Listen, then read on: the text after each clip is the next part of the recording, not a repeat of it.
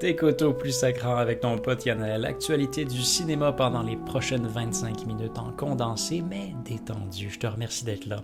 On va couvrir toutes sortes de scoops hollywoodiens, commençant par The Flash, qui étrangement se retrouve en streaming fort bientôt le 25 août, tel qu'annoncé sur les réseaux sociaux de Max, plateforme de streaming.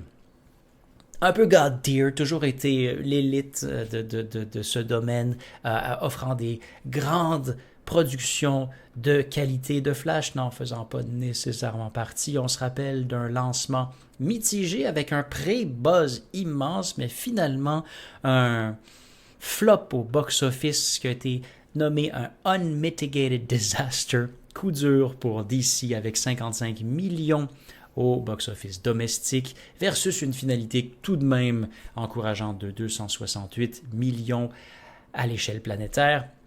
Tu me surprendrais bien de te prendre un abonnement juste pour le voir. On parle quand même d'un billet vert pour se pogner un accès mensuel à Max ou au Canada Crave. Max rebrandé de HBO Max, mais essentiellement la même patente. Il y a mille et une autres et meilleures d'ailleurs raisons de se prendre un tel abonnement. Il y a des belle grosse série, des beaux gros films, et sur le volet Crave,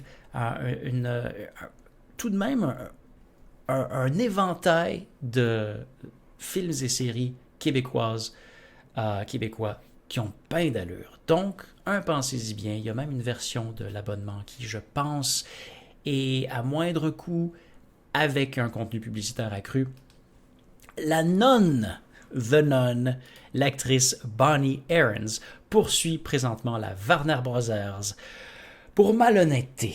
Elle incarne cette bonne sœur maléfique, un des personnages les plus puissants de l'univers de Conjuring. Elle est pas convaincue qu'ils lui disent toute la vérité quant à l'argent qui lui revient, quant à ses redevances. Elle aurait reçu une fixation une fixation compensée, non, une compensation fixe en premier lieu de 71 500 $, suite à la sortie du film de 2018 qui a quand même généré 365 millions globalement pour le studio. Elle aurait reçu un bonus subséquent de 175 000 et elle est convaincue que ça ne représente absolument pas ses royautés et qu'il y a un manque flagrant de transparence de Warner Brothers. On voit ce timing parfait au sein des vagues de manifestations auprès des acteurs-actrices de Los Angeles, auprès des scénaristes, auprès des animateurs-animatrices SFX aussi, qui mettent leurs pieds à terre et tracent la ligne et disent « assez, c'est assez, on veut un salaire équitable ». Cette Bonnie Aaron, on lui souhaite force et courage. Celle qui a un visage aussi iconique, aussi unique et, je dois dire, magnifique. Voilà, bonne continuation. Prochaine actualité concerne Warrior Nun, encore dans le domaine du couvent, n'est-ce pas? Série qui a vraiment eu un suivi culte, peut-on dire, des gens qui ont immensément apprécié. Une communauté qui s'est d'ailleurs levée de pied ferme, de plein pied, sauté à pieds joints, je vais tout vous les sortir, lorsque l'émission a été annulée par Netflix après sa deuxième saison.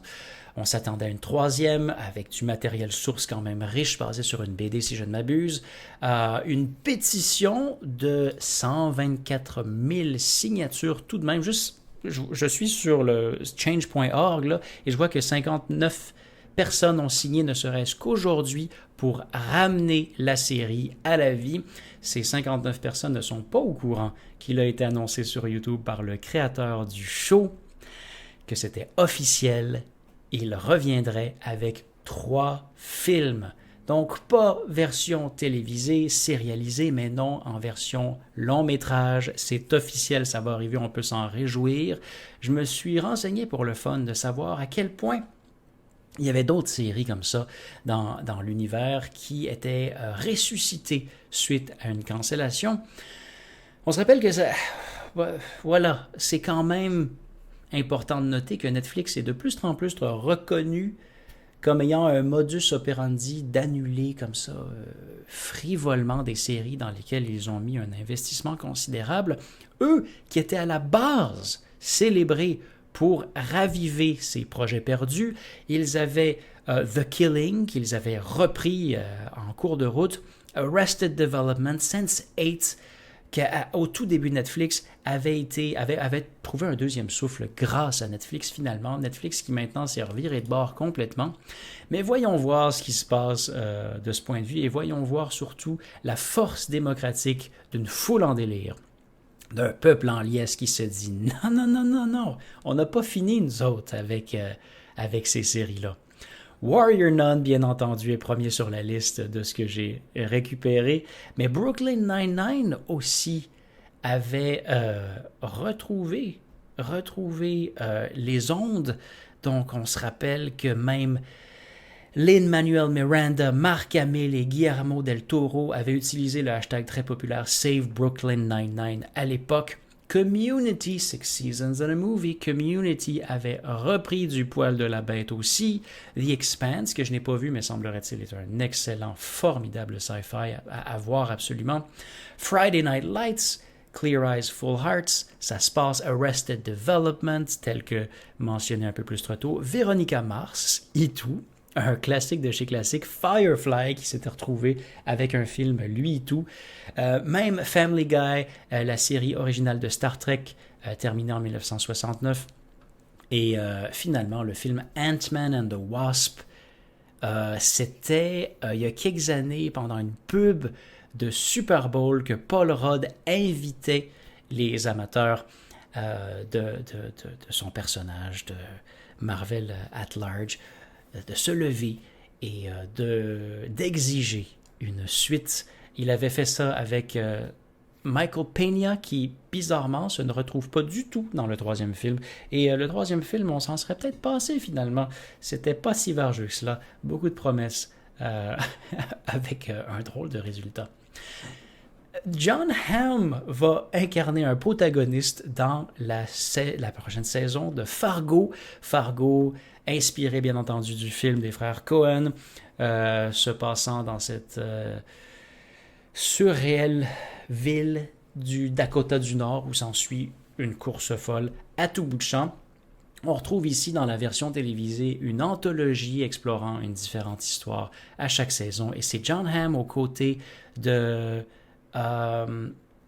Joe Keery, un acteur de Stranger Things, Jennifer Jason Leigh, qui est une véritable déesse, et Juno Temple, que je me souviens d'elle de Year One, je pense. Voilà, vont créer toutes sortes de manigances. Jon Hamm, ce serait son plus gros rôle, dit-on, depuis Mad Men au petit écran.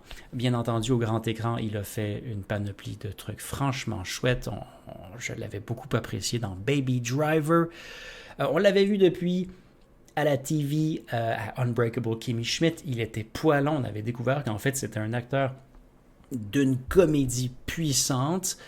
Vraiment, il a la veine humoristique très, très bombée. Il était dans Barry, Curb Your Enthusiasm. Semblerait-il qu'il jouait le rôle d'un bol de toilette japonais dans Bob's Burger. That's a thing. Il a incarné, oui, Herbie de Nippon. Si je puis le dire comme ça, j'espère que c'est pas irrespectueux comme terminologie. Vous me ferez signe si c'est le cas. Voilou, il va tout incarner dans un futur proche Transformers One, qui est une préquelle animée à la franchise. Il va tout apparaître dans Mean Girls The Musical, qui est une production Broadway cette fois-ci tournée en studio. Il apparaîtra, en parlant de studio, dans The Morning Show saison 3 pour un rôle un peu plus très sérieux. Et un fou film qui a l'air de s'en venir. Très, très Severance comme vibe. Un fou film que je vous recommande fortement de mettre dans votre playlist, dans votre... voilà. Tout doux de choses à voir. Corner Office, ça m'a l'air bien décalé, bien tordu. Jon Hamm, que j'aime d'amour, je vais gober tout ce qu'il nous patente devant et derrière la caméra. Chose certaine. Jon Hamm, I am fan. Une petite entrevue récente avec Loki nous révèle toutes sortes de trucs et nous pousse à spéculer et tout. Il y a une théorie ultra intéressante et assez géniale en fait d'un utilisateur Reddit nommé Jumpy Inflation 7648 nous expliquant qu'on a probablement une bonne idée et qu'on aura probablement déjà été témoin dans le MCU de l'univers dans lequel se passera la phase 6 de Marvel, Secret Wars étant un volet très important de celle-ci. Secret Wars, c'est basé sur deux comics, donc une série de 1984 où il existait un univers bien particulier nommé le Battle World. Battle World était une planète créée par le Beyonder dans lequel les vilains et les gentils de Marvel s'assemblaient pour faire la grande baston. En 2015, on a repris Secret Wars en version BD dessinée. Une bande dessinée, you heard it here first. Le Battle World était alors créé par Doctor Doom, qui avait détruit le multivers et fusionnait cette espèce de planète mystérieuse qui était comprise de toutes sortes de morceaux brisés de toutes ces réalités alternatives. Et donc, on avait des variants qui se battaient les uns à côté des autres. On se doute qu'il y a un lien direct à faire avec la série Loki, dans laquelle on se ramasse dans le Void. Le Void est un espace à la fin des temps où est-ce que le lion Azaroth, Alioth, je pense, dévore tout ce qui s'y trouve. Ce serait effectivement l'endroit tout désigné pour Secret Wars. On se doute que peut-être, juste peut-être, on l'aura déjà spoté dans quelques épisodes de Loki saison 1. Cet endroit où se retrouvent tous les éléments, les personnages, les édifices qui sont prunés, peut-on dire, par l'agence TVA qui s'occupe de, voilà, nettoyer un peu les timelines. Si vous l'avez vu, vous comprenez entièrement. Si vous ne l'avez pas vu, je vous recommande fortement de vous y diriger. Loki, si pas nécessairement la plus intéressante des séries Marvel, et certainement la plus belle chose que Marvel a pondue de toute l'histoire de Marvel. Esthétiquement parlant, c'est sublime, et justement, on va se pencher sur les inspirations, de nouvelles informations sur ce qui a inspiré le design de la saison 1 et du coup la saison 2. On a les créateurs de la série qui, dans une entrevue avec The Wrap, a comparé la TVA avec la Tyrell Corporation de Blade Runner, un conglomérat tout-puissant plein de secrets bien entendu. Voici la citation, que c'était une source d'inspiration. Blade Runner est un des thrillers policiers de science-fiction le plus déterminant possiblement, avec un tel style, l'esthétique est décrite, voyons voir, je vous arrive avec ça, donc, par Kate Herron, la réalisatrice, est arrivée avec ça et voulait absolument rendre hommage, s'en inspirer. Mais c'est pas que ça. Il y a aussi effectivement l'ambiance brutaliste et l'espèce de cauchemar bureaucratique qui est Brasil des années 80, très très iconique film de Terry Gilliam, un des pères des histoires de la science-fiction sur cette totalitarisme corporatif, si on veut. Ça ne fait partie qu'une des inspirations. On mentionne Miss Minutes, un personnage de Loki, directement un clin d'œil à Mr. DNA de Jurassic Park, donc ce personnage un peu cocasse, un peu gentillet, qui cache des intentions beaucoup plus sombres, si on veut, de InGen dans ce cas-ci, ou de la TVA dans ce cas-là. Les portes rectangulaires ont été confirmées comme étant inspirées directement du Dune de David Lynch. La police qui est utilisée sur la vieille technologie d'ordinateur inspirée par Alien. Donc voyez-vous à quel point il y a toutes sortes de références de ça et là avec cet optimisme du Midwest. Et pas que, il y a quelque chose de très personnel qui est intégré dans la situation. Kate Herron avait travaillé dans une grande entreprise qui utilisait de la vieille technologie lors de sa jeunesse. Elle avait fait un stage où elle avait confronté un peu les gestionnaires en disant pourquoi on utilise des ordi aussi désuets. Elle lui avait expliqué eh bien, ils fonctionnent toujours. Pourquoi les remplacer? Ça marche encore. Et effectivement, il y a rien de plus universel que cette notion de couper les coûts, même dans l'entreprise la plus importante du multivers, peut-on débattre, qui est la TVA. On a toujours ce souci très, très relatable de se dire, ouais, mais voilà, il y a le budget pareil. T'sais. Alors, toutes sortes d'inspirations tirées de ces expériences professionnelles, personnelles, ainsi que de la science-fiction at large. C'est quand même formidable. J'avais mes petites idées de où provenaient les inspirations, mais ce show me fascine. J'ai très, très hâte de voir la saison 2, même si ce n'est pas exactement les mêmes personnes qui sont impliquées. On célèbre les 25 ans de Blade Runner. Oui, oui, oui, tu files, tu vieux, tu files, tu vieilles. 25 ans, un film qui est beaucoup plus important que ce qu'on serait prêt à admettre. Un film de super-héros Marvel, rappelons-le, avant que Marvel soit vraiment d'actualité et qui a certainement pavé le chemin pour bien d'autres après ça. Je pense que Spawn est sorti la même année, en 97, m'a-t-on appris aujourd'hui. Mais avant ça, on avait... Voilà, c'est 98 pour Blade, donc Spawn juste avant, et juste avant Batman et Robin aussi, en 1997, qui avait été un crash and burn absolu. Ce n'était pas un standard d'avoir des films de super-héros qui étaient aussi violents, qui étaient aussi sombres, mais c'est ce qui s'est mis à pogner à l'époque. On pense à The Crow, définitivement dans la même veine. La Matrice qui a suivi pas si loin, 13e étage, Dark City, qui était dans cette même espèce d'ambiance, soit gothique, soit techno, soit un peu punk, soit métal, mais toujours très sombre et très agressive.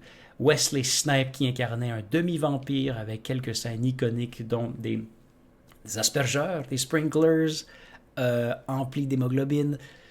Vraiment, franchement classique. Il y a 25 ans. Ouais, on était à peu près là-dedans dans des séries de comics telles Sandman, Death, Midnight Suns, Ghost Rider, Morbius, The Darkhold Redeemers sont quelques trucs nommés qui finalement me donnent vraiment, vraiment le goût au remake avec Mahershala Ali, je m'excuse de mal prononcer son nom, qui incarnera le personnage très bientôt dans la phase 5, 6 de Marvel. Bref, ça s'en vient bien. Et ouais, j'ai juste envie de... Oui, ça nous manque de vampires. Pas assez de vampires. Clairement pas dans notre pop culture. Jamais assez de vampires. Petit commentaire de la part de Cillian Murphy, cet acteur irlandais qui a incarné Oppenheimer dans le dernier film de Christopher Nolan. Un acteur qui, malgré son look très très spécifique, est surprenamment caméléon et réussit vraiment à représenter Oppenheimer avec une ressemblance inouïe, mais dans sa façon de se conduire, dans sa façon de se présenter, nous révèle dans une récente entrevue avec BBC Radio d'ailleurs, qu'il ne souhaitait pas imiter nécessairement. Il souhaitait prendre de ça et là une certaine pattern de comment il s'exprimait d'autres personnages d'une Amérique un peu effacée, un peu oubliée. Les gens ne parlent plus désormais comme Orson Welles. Les gens ne parlent plus désormais comme Mr. Rogers. Il venait d'un autre monde, d'un autre Americana. Un accent qu'on n'entend plus vraiment maintenant, mais c'est de ces personnages qu'il est allé tirer son inspiration directe. Une grande référence pour lui, juste en termes de ton. Il s'est passé beaucoup de temps pour lui à se promener dans son sous-sol, à se parler à lui-même en essayant de reproduire cette verbosité iconique d'une autre ère. Donc voilà, vous le savez maintenant, il est allé chercher ses idées où? Drôle d'entrevue de Daniel Radcliffe et même une citation de Tom Felton concernant Harry Potsky. nous expliquant que l'expérience la plus désagréable... Alors ça, c'est récemment. Il a raconté ça avec qui donc? Avec EW, je pense. Qu'il avait tellement détesté tout ce qui impliquait des balais volants que pour ce qui était du Quidditch, il n'y avait juste aucun plaisir à avoir. C'était sûrement sur un écran vert. Pas une expérience agréable, disait-il. Ça fait beaucoup mal. Traduction automatisée. Hein? Ce n'est pas quelque chose que je me précipiterais à refaire. J'ai dû le faire pour tous les films à peu près. Donc, ça a été la chose que j'ai préférée dans le tournage du 7e film. Pas de Quidditch. Draco Malfoy aussi a exprimé sagement en disant « Je suis tellement heureux de ne pas l'avoir fait depuis le 2e film. » Ce qui est assez rigolo. Pas la seule, c'est une petite anecdote comme ça, vite de même au passage. L'acteur qui a incarné Neville Longbottom, long du bas, Matthew Lewis, lui aussi avait quelques inconforts qu'il a balancés par le fait même du fait qu'il devait jouer avec une prothèse dentaire, qu'il devait avoir une espèce de soute qui changeait sa forme. Bref, ça me semble d'avoir été un gros bordel et une toute autre époque. Rappelons également qu'il y a un remake qui sera chapeauté par HBO de Harry Potter. On va reprendre ça du tout début en espérant avoir un petit peu plus de cohérence esthétique à travers la saga. Ça se pourrait très très bien que ça nous arrive bientôt. Plus d'infos, je m'assurerai d'être au front pour vous la livrer. J'ai vu ce week-end quelques drôles de situations. J'ai vu sur Netflix Mask Girl, une série coréenne que je ne saurais décrire. Est-ce que je peux vous recommander en bonne conscience d'écouter ça? Pas vraiment. Je ne regarderai pas le 2e épisode, mais je me permets de le plugger pareil parce que ça parle d'un univers qui me connaît. Vous savez, je diffuse sur Twitch tous les matins sur un projet collaboratif s'appelant Actuc, le collectif Actuc, donc un acronyme qui signifie aussitôt que t'as une chance. Vous pouvez trouver ça sur twitch.tv/AQTUC. Je diffuse fréquemment tous les soirs pour faire des streams détente et je comprends l'espèce de double vie qu'on mène, à quel point c'est difficile d'expliquer à ses pairs le phénomène qu'est Twitch, qu'est la diffusion en direct et toutes les connotations qui viennent avec. Eh bien, ça parle exactement de ça, d'une employée de bureau qui se retrouve à devenir une star incroyable et controversée. Excusez-moi, c'est un peu fort cette histoire-là. Sur une plateforme de diffusion qui n'est pas nécessairement nommée. Mais check it out! C'est un peu spécial.